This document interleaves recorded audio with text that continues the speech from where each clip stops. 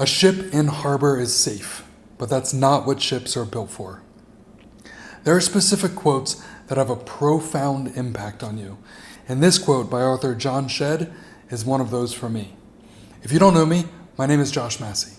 I'm a husband, a father, a lifelong entrepreneur, and an expat.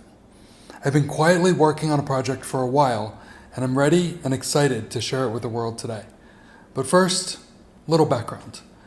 For years, I was safe in the harbor of my life and career back in Baltimore. Then in 2022, my wife took a job that moved our family to the other side of the world. I had to leave the inner harbor, the only harbor I'd ever really known. A mentor suggested that I take this time to reflect. No timeline, no expectations. He said, "You'll know when the time is right to step back in. Be present and open to this experience." So I spent the next 3 years focusing on my family, helping my daughter navigate the change of life abroad, supporting my wife, exploring the world, learning who I was, what made me tick, and what made me the happiest. This past March, we moved again, this time to Guatemala, and I knew it was time to step back in. It was time to set sail and execute on what I've spent the last 3 years contemplating, questioning, and talking myself out of doing.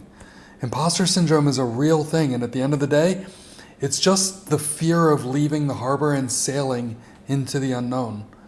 I also realized that it only shows up when you're doing something important that's a little bit out of your comfort zone. So now, instead of listening to that annoying voice, doubting and saying I'm not good enough, I'm leaning in. I'm moving in a new direction that I'm excited about, that I've built on these two truths. First, I've been a solopreneur and a CEO of an acquired company, a college professor, even an actor once. But I've spent most of my professional life as the second in command, and I love being the operator. I love being the integrator.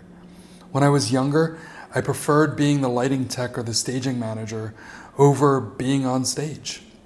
I love building the systems, seeing the patterns, connecting the dots as a startup COO. I've always preferred making things happen instead of being in the limelight. Second, this one's a bit personal. While living in India, my senses were constantly overwhelmed. It was loud, it smelled different, the language was completely foreign to me. It was incredibly beautiful, hot, the food was outstanding, and I met some of the kindest people ever. It was chaotic, complex, paradoxical. And through that experience, I finally realized what was going on within me. I had ADHD.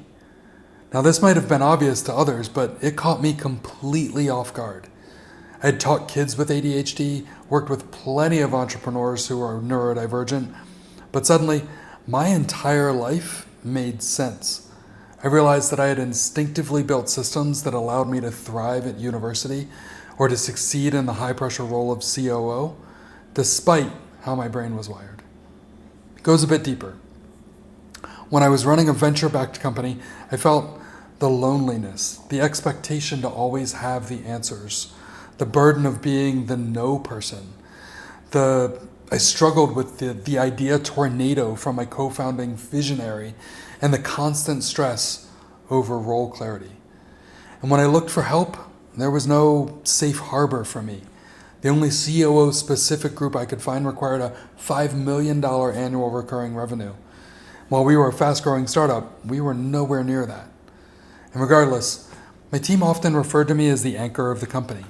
And at first I thought this was because I was the person slowing the team down, but a ship needs an anchor to ground it in the middle of a storm, to allow it to pause, recalibrate, and then move forward with intention, direction, and focus.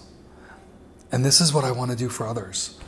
For the startup COOs, the operations managers, the overwhelmed integrators, and the leaders who are trying to navigate the storm, especially if they're struggling with ADHD. And since I couldn't find it, I did what any entrepreneur would do, and I built it. So I want to introduce to you Anchored for Growth. My mission is to transform overwhelmed operators into anchored leaders. I spent the last almost year quietly building the foundation of a coaching company and the 12-week foundational group, program that I'm going to call the Anchored Operator Accelerator. And if my story resonates with you, or if you're a manager or an operator who's felt the same loneliness, a need for role clarity, or a lack of tools to navigate through the chaos, I'd be honored if you'd follow along. I'll be sharing more of my story and a lot of practical content here and on my YouTube channel in the coming weeks. And if you're curious about the Anchored Operator Accelerator, I'd love for you to join the waitlist. I'm opening this up to 10 members who are the right fit as we set sail together on January 13th. I'll put a link in the comments to where you can get more information.